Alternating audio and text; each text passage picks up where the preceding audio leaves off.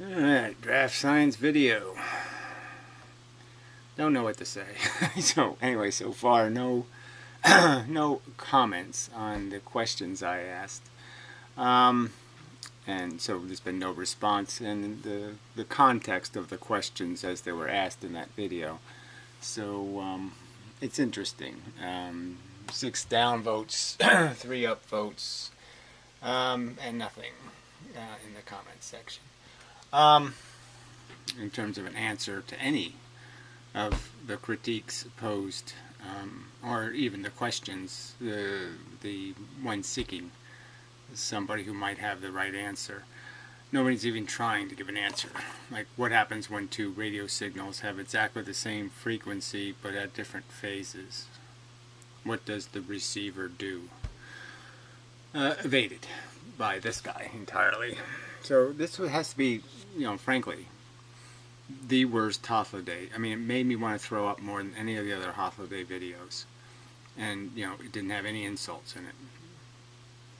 I mean, I'd rather have the insult videos, frankly. Because this insults my intelligence. It was such a grotesque. I mean, even, and I just so, in the other videos, I've been so deliberately exercising this point that, you can't have these double standards. You can't hold their theory up to no critical thinking. And then he overtly says it like 3 times in this video, that their theory is consistent, that it works. No, I'm pointing out how it doesn't work, how it doesn't make any sense at all. The rules change for every single circumstance. They just move the goalpost every single time. It's all over the place, the flaws. The math doesn't work. There's no slit width in the 2-slit math. I mean, you can go over it and over it. The pattern isn't the smooth gradation it's supposed to be. They're bars. I mean, it's it was disgusting to listen to. It's so unresponsive to the questions. So I'm just going to do it myself again. I'll just reiterate all the insanity of this supposed theory. So let's go back to the single slit. Is that's where it starts, in my opinion. And so what they found out through experimentation is they could send single photons and they behave exactly the same as if they went as a group. So obviously the effect isn't being caused by interaction between the photons. It's each individual photon. So each individual photons, by the Huygens rule, I gotta try to do this so my images are in the camera. I'll have to look at the camera more often. So here's your single slit. So what they're saying is the single photon somehow sees the slit because it's much bigger than it really is. It has all this electromagnetic fieldy crap happening, and it's going to break. And in the end, okay, so it's going to hit this, and it's going to turn into an infinite number of little spherical waves. And of that infinite number, all of them will cancel out except this wave and this wave. Alright, so we haven't done any math yet. So this has nothing to do with the math. This just has to do with the theory behind the math. How you convert a single photon going through a slit into clearly 2 waves, and now you could do wave math on it. And so then they just propagate that into 2 waves that interfere with each other to create, in the end, Newton's rings, which it really is. So nothing magical. Newton knew about it in 48, and and then they made a big deal because in 1801 or something, Young decides to do 2 slits. Okay, so this is what 1 slit does by the Huygens principle. And we know that because of the single photon experiment. The single photon will create the interference pattern. It'll interfere with itself. Alright, then you have 2 slits. Now the math won't consider this distance at all. Not relevant. Doesn't care. We can have this, we just make these infinitely wide slits. So it's not the two-slit experiment, obviously, it's the single impediment experiment. So they can't even describe properly what it is. Now the theory is the single photon is heading right for the impediment, apparently, and it somehow won't hit the impediment. I don't know what we're supposed to think. Alright, no. The photon is heading for this slit. Okay, let's just say it's heading right for this slit. Well, somehow, it's not going to do that. It's not going to go through this slit. It's going to do this. Okay, this is what it's going to do. And then it's going to have two waves that interfere with each other. Now, so this is a new kind of trick that photons can do. This is all consistent, by the way. Yeah, this works perfectly. This makes perfectly good sense. All right. Now, the real trick is, right, this was supposed to be a principle. It's called the Huygens principle, right? So it's supposed to be a principle. So when this photon is going through this slit, why doesn't it have the same, why is this slit different than this slit? It doesn't create two waves here, because that would make 4 interferences. That wouldn't work. So all of a sudden this photon knows, don't Huygens because there's another slit over there. That makes good sense, right? That photons, I mean, you might as well call it like, instead of Huygens, call it homunculus. Okay? Because it's like the free will discussion. They can make up anything. And these people will say, fine, yeah, go ahead, make up homunculuses. Make up any kind of preposterous theory. Now, if I suggested, okay, that Mr. Peanut Butter, yeah, that just happens to be his name, that the way the actual experiment works is Mr. Peanut Butter is right here, and he catches the photons with a net.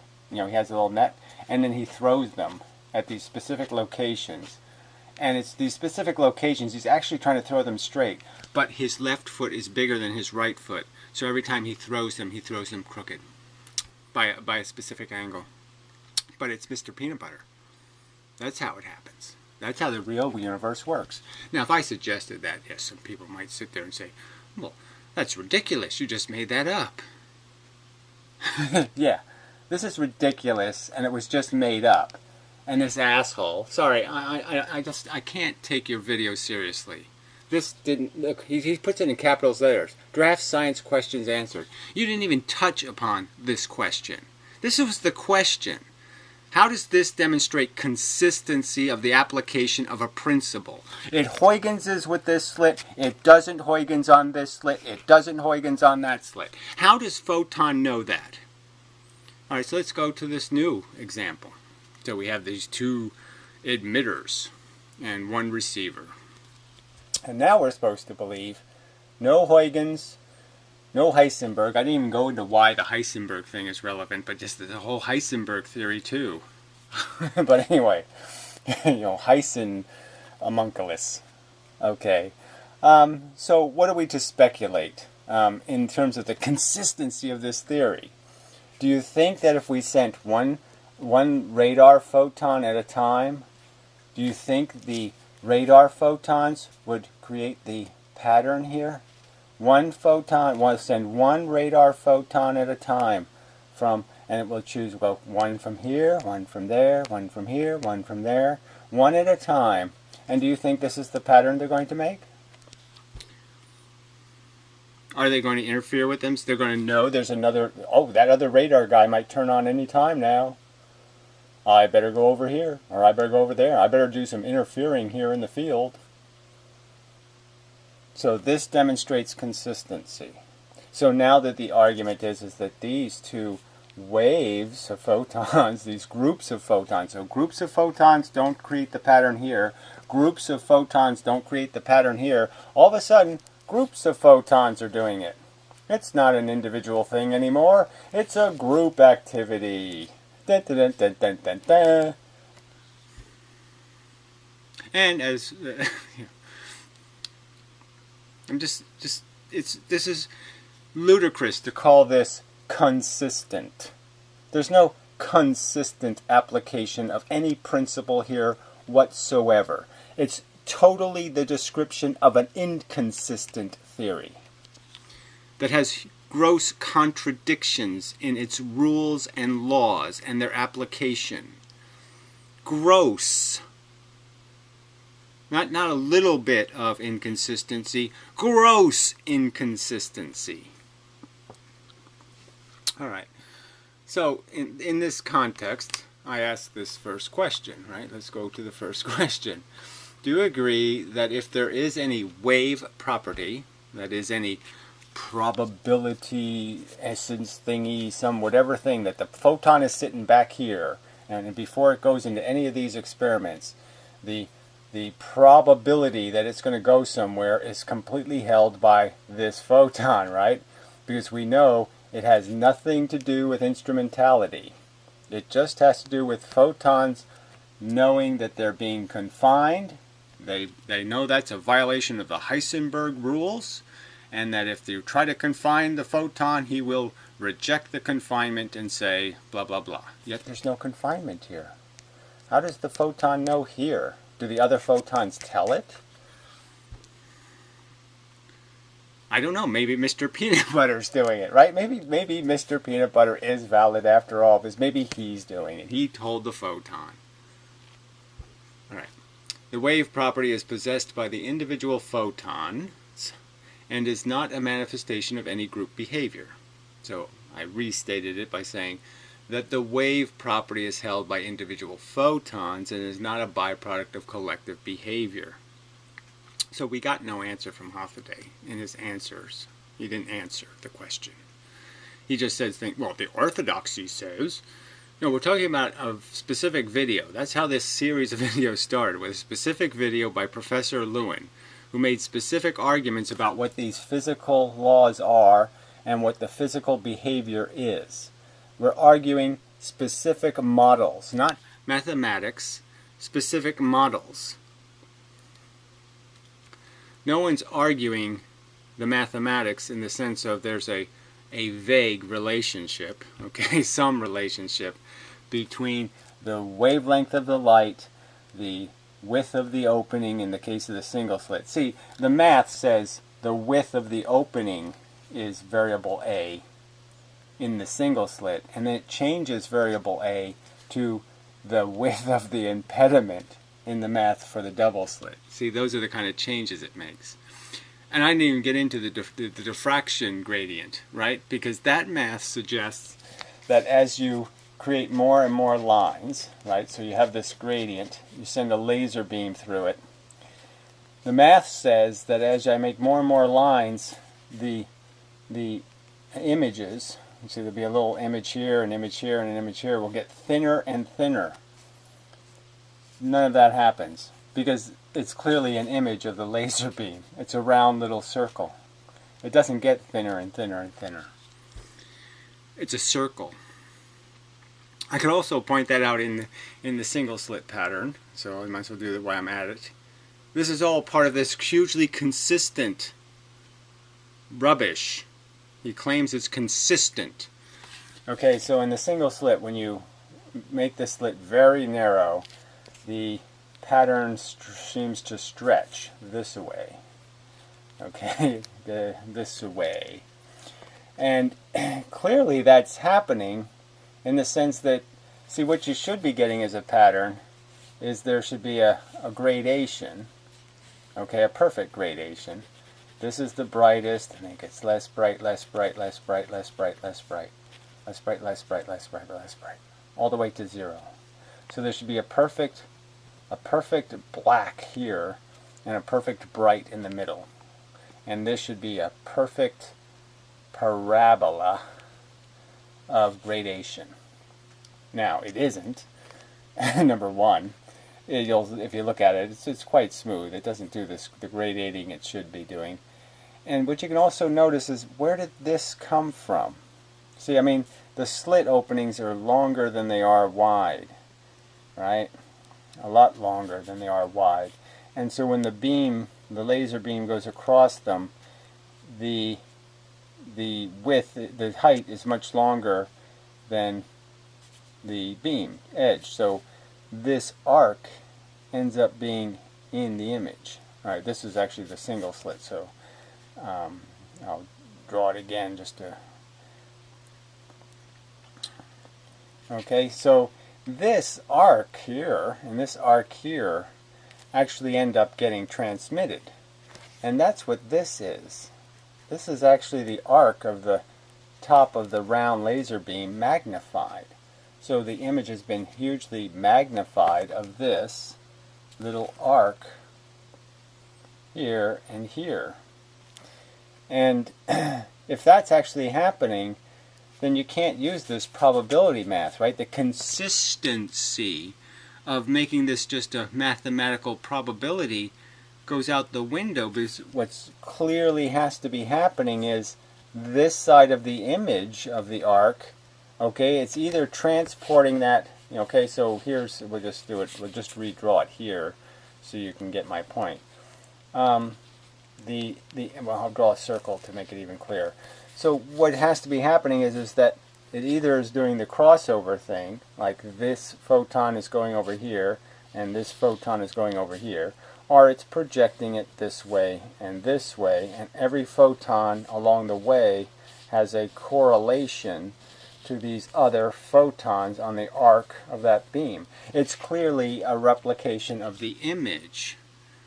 It's not just any photon going in any location on the slit will end up at any location. See, their theory, okay, says that it doesn't matter where the photon goes in. It doesn't matter whether it goes right next to the edge. It doesn't matter whether it goes here. It doesn't matter where it goes. It has the same probability of ending up way over there. Or on Pluto by Piro's theory, because it skips to the multiverse or something. But anyway, so that's their mathematical theory. That's the premise for their mathematics. Now, clearly, that's not consistent with this arc being in the image. This arc throws that out the window. But that's all part of their consistency. Amazing. So anyway, so like I said, the whole point of this examination was to point out how Professor Lewin is making assertions that this experiment is evidence, a proof of their case that this inconsistent reality is happening, right? I mean, because obviously this experiment doesn't have any consistency with the other two, or the other three, even the gradient. So we have new rules, new homunculuses are in play here, because I think you would concede the single photon radar experiment will not work. The same rule won't be able to be applied. Something else is happening. It's a completely different function. Alright, let me just, that the property, wave property of the individual forces is not a byproduct of collective behavior. Okay. So, yeah, so I quit watching Hoffiday's video at, whatever, 30 minutes. He's on the last question. He's going to obviously evade that one also, but so I just play some of this randomly. But it's just horrible. This doesn't address any of the questions at all. Not one single question was addressed in any way meaningful to the context of how I presented them. These are critiques of their theory, and he just keeps preaching their orthodoxy to me and calling it consistent, when the very argument I'm making is that there isn't any consistency. The math is far from perfect. It's in many cases far from even a rational approximation. Again, I will make the point. You don't have to look at too many double slit experiments to notice that there are edges, strong edges, and they shouldn't be there. There should only be one black line, okay? And then everything else should be a subtle gradation from that black line. So it should be a very progressive move from that. So the dark, so say this was the dark, this should be a perfect, parabola of gradation. That's what the math says it should be. it clearly never looks like that. Hardly ever, let's just say. Some of the electron experiments do have that appearance, but again, that's electrons hitting electrons. It's more complicated, so let's not get into that. But the photons never look like that. It looks like images of a slit, is what it looks like. Alright, alright, yeah, so we'll play some of this. Well, some things. Yeah, thank you, YouTube. Can't go back, I guess. I'll just reload it.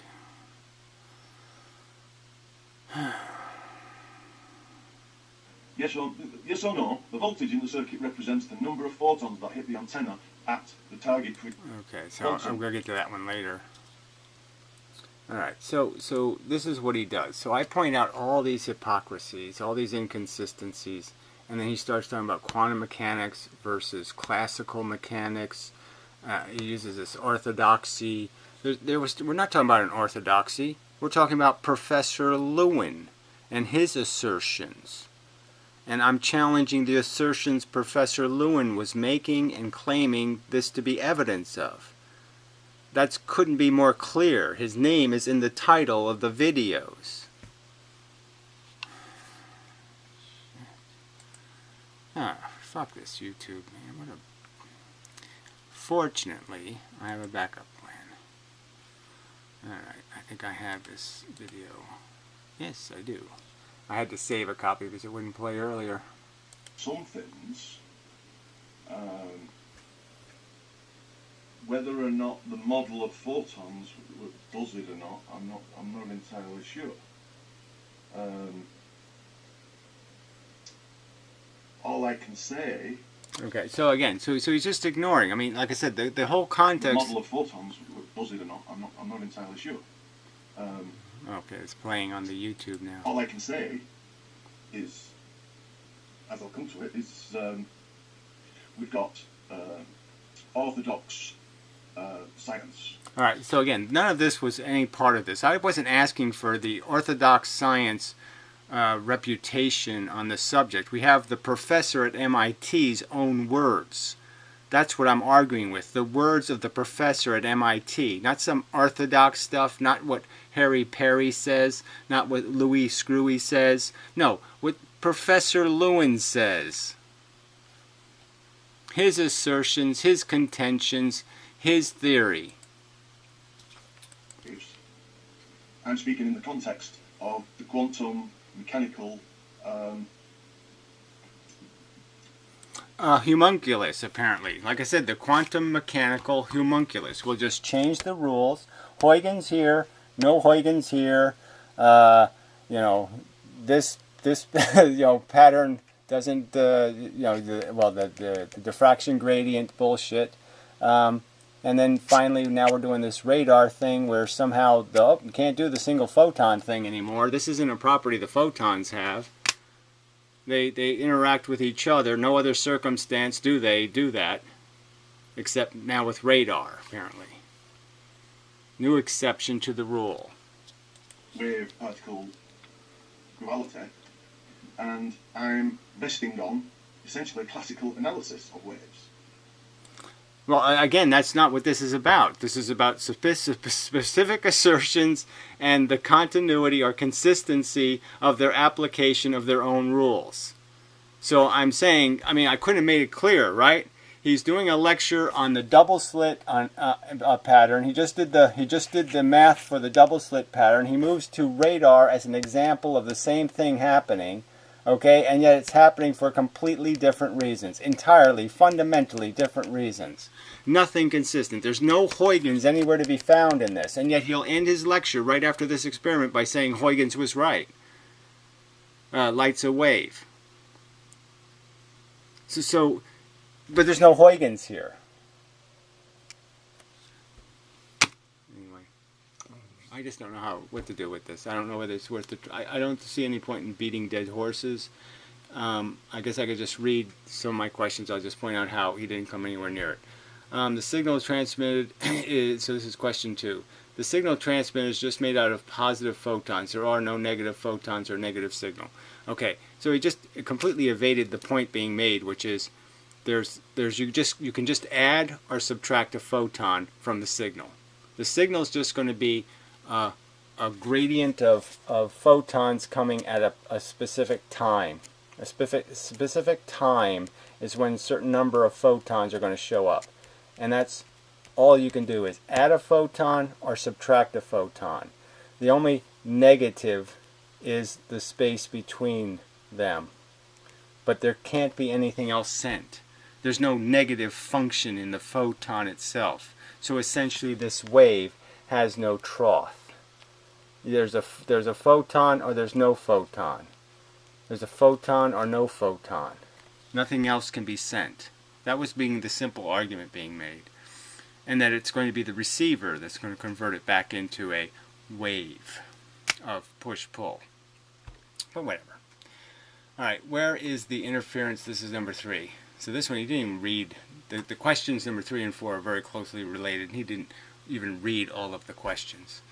Where is the interference happening? In the atmosphere between the emitters and the receiver, or at the receiver? So he argued that, well, their theory is. So instead of answering the question or saying, does that make any sense, or is that consistent with, no, we don't get any of that. So he's just saying, yes, they say it's happening in this atmosphere here. Okay. But there's a context. Can the receiver properly interpret two signals? Okay, so I had to make that more specific. How can you tell where the interference took place? What's the proven test? So he didn't bother with that. Alright, now question 4 is the one that really gets to the point. Okay. How does the inductor or oscillator distinguish between the two different signals at the same frequency but different phases? So he went through, I could show you his video, just show you. He's drawing all this crap about stuff that's totally irrelevant. Alright, so yeah, even this. So he shows how the pattern, well look, you did two wiggle waggles here. No, the point was is when they're out of phase, alright, when they're out of phase, the frequency gets destroyed. So he just totally ignored that when the two waves are out of, when they're 90 degrees out of phase, for example, or something like that, you lose the, so imagine I put this here, you see there's no frequency is now destroyed. See this, the wavelength is here for the original wave, and now you don't have your signal versus your blank space. So you're destroyed the frequency of the signal, and if you move that a little bit further, then there's absolutely no blank space. So it's like me sending this versus a signal like this. How is the receiver going to know that inside of this brick there's two signals exactly out of phase, exactly in conflicting phase? This brick is what's going to hit the antenna. How can the antenna possibly find in that brick these two signals? It's a brick. It just got hit with a brick. It got hit with no frequency. The frequency was annihilated. No frequency. Because there's no space between the photons. That relates to the first question about, not the second question about the fact that there's no negative photon. All there is space. There's photon, no photon. Photon, no photon. That's what's traveling through the atmosphere as a radio wave. Photons, no photons. Photons, no photons. That's what's moving through space.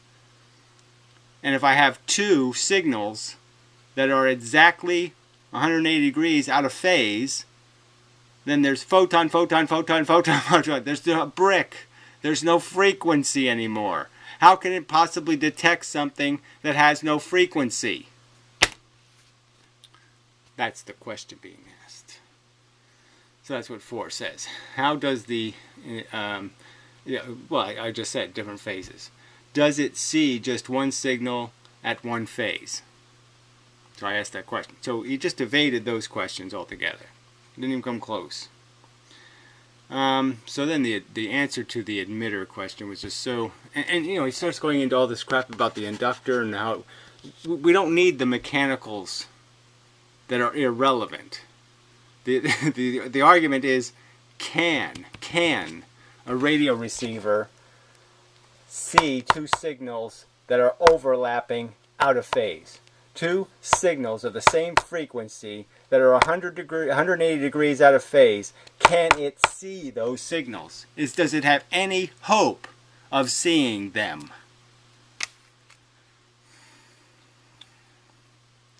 All right. So why does covering one of the emitters? So the answer to this question, he just, I mean, like I said, just glossed right over it all. So, you know, he starts doing, you know, well, there is this other theory, you know, blah, blah, blah, blah, blah. You know, it just had nothing to do with the subject. All right, so this is, I think, yeah, so he starts doing this. Okay, so this is his, he has this crap where he says the word intensity, as used here, is not synonymous with strength, amplitude, magnitude, or level. He's implying that somehow Professor Lewin didn't mean it gets louder, or that the signal is stronger, or he didn't mean to imply any of that. Bullshit. What he was clearly implying, and he used the specific word which I brought up in the video, I made it a specific question.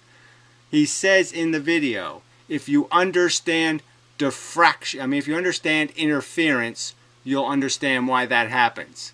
And I'll test you on it in the final. He made it a point to point out how this has something to do with interference. He didn't say, oh no, we just amplify it. So he gives the answer of, well, it's just an amplification of the signal. No, his argument is that when these two emitters, this is clearly his argument, and Professor Lewin is clearly saying, when there's two emitters, and this one's producing 300 per inch, photons per inch, let's say, and this one's producing 300 photons per inch, that somehow when they get to this receiver, in this configuration, right, the receiver's in between the two of them, there's 1200 photons that get here. Clearly his implication. It has something to, it happens, the increase happens somewhere in this space. It doesn't happen inside the receiver. He never implied that we just up the gain on the amplifier. So yeah, it has a 2-to-1 ratio. So if you go up, every time you go up 2, it amplifies to 4. You know, there's no argument whatsoever. So it's just a complete, again, evades the importance of the question, the meaning of the question, and clearly the implications of what Professor Lewin was implying, that it is a byproduct, this louder signal, right? It only sounds like 300 when I cover one of these.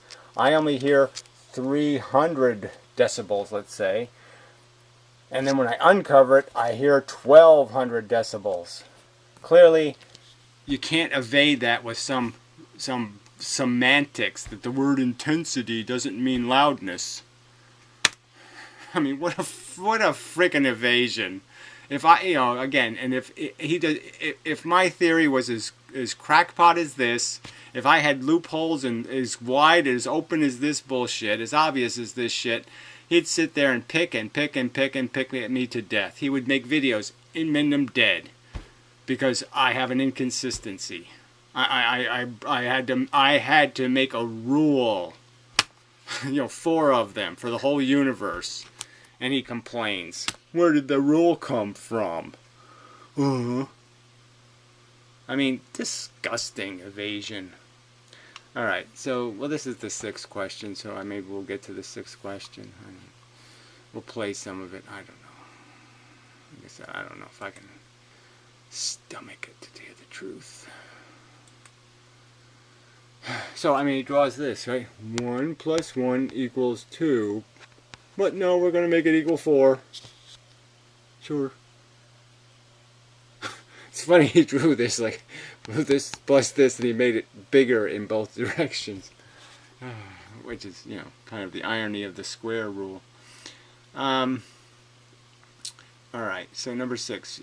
So I said, yes or no, the voltage of the circuit represents the number of photons that hit the antenna at the target frequency. And he said no. Which I thought was funny, because it's like, wow, you got the wrong answer, bud. You screwed that pooch again. I don't know how you come up with that. I think it's clear that that's the number of photons hitting the antenna that is going to dictate the strength of the signal. So, this, I hadn't heard it, or I hadn't remembered it, this idea of... No, I'll go back a little. I want to get his answer to the first one. Yes or no, the voltage in the circuit represents the number of photons that hit the antenna at the target frequency. Yes or no? Off the cuff, I don't know. I don't think so. I don't think it's that simple. Okay, so he doesn't think it's as simple as the radio signal just contains photons at frequency. That is, there is a photon or there isn't a photon. You have 600 photons, you have twice as much signal, you have... Those rules don't apply. It's not about photons being sent through the atmosphere and nothing else. That's all the signal is made out of. It's just photons. Not photons spinning, not photons you know, that were petted beforehand by Mr. Peanut Butter. Nothing like that. Just single photons either are at a location, not at a location. Location, not at a location. They either are or they are not. There either is photons or there aren't photons. And he says no. The orthodox theory. Yes or no, the antenna creates an AC voltage and the circuit will remove the negative portion. Right, okay, so this, I hadn't heard it, or I hadn't remembered it, this idea of envelope detection and stuff. It's worth a brief read. But I think you're incorrect about that circuit being used in basic AM functionality. Yeah, well, there's no point in having this conversation because, yes, you need to look it up because it's essential to what's fed to the speaker. The speaker is given the positive signal. The speaker pulls the speaker down. You know. Because that circuit wasn't used in the circuits, certainly at the receiver end, and that talks about the receiver end.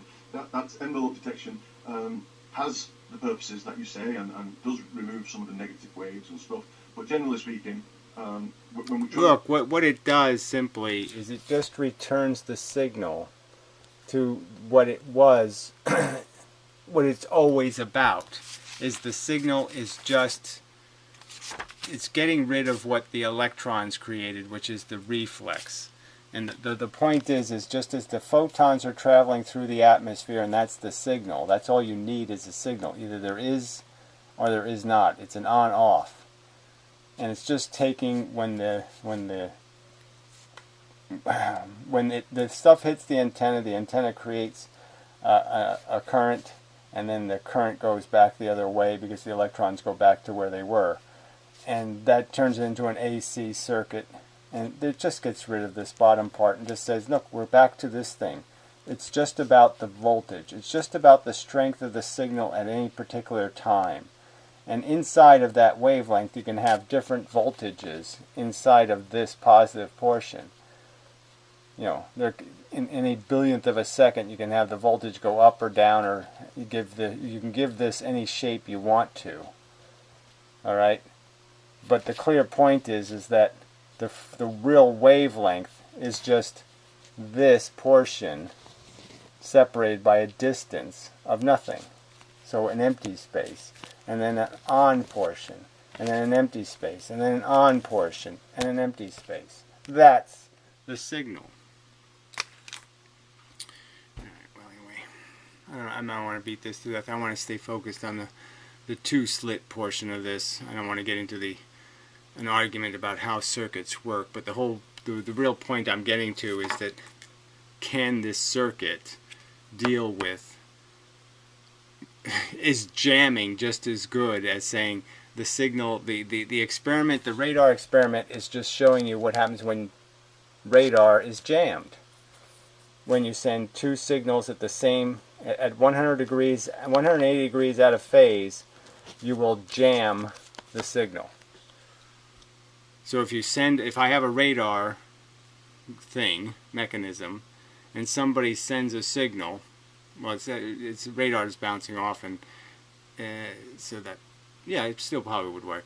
Okay, so I find the frequency of their radar, and I send a signal 180 degrees out of phase with their signal. I'm going to jam their radar. I'm going to ruin the capacity to see, for anything to see the frequency. The frequency will be obliterated because it won't be photons at a distance anymore, because I'm going to insert photons right in here. So there's not photons at a distance anymore.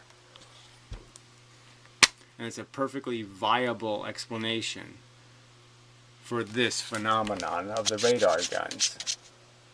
The signal's just getting jammed. No need for any interference. But anyway, yeah. So, yeah, I gotta, you know, if this is what real physicists are going to do in terms of being, you know, just evasions and duplicity in terms of double standards, yeah, this is going to be that's probably why it takes hundreds of years for people to figure out the Earth isn't flat. You know, because these assholes are standing in the way. Fuck. So anyway, yeah, it's just very disappointing.